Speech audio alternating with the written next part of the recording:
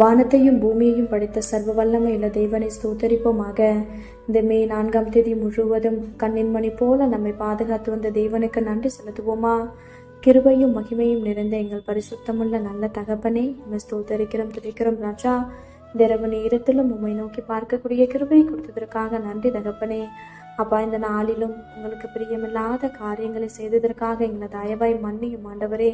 உமக்கு பிரியமான பிள்ளையை வாழ உதவி செய்யுங்கப்பா. இந்த நாளிலும் எங்கள் தேவைகள் எல்லாவற்றையும் சந்தித்து நாங்கள் சோர்ந்து போகாதபடி உடைய வார்த்தை கொண்டு எங்களை குணப்படுத்தியதற்காக நன்றி தகப்பனே.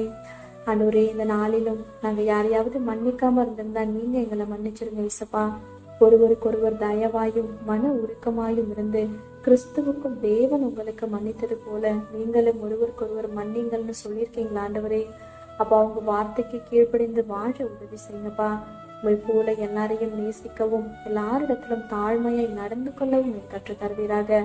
இந்த இரவு நேரத்தில் ஜெபிக்கிற ஒவ்வொருவரையும் ஆசீர்வதிங்கப்பா. அவர்கள் குடும்பங்களையும் நீர் பாதுகாத்து வழிநடத்தும்.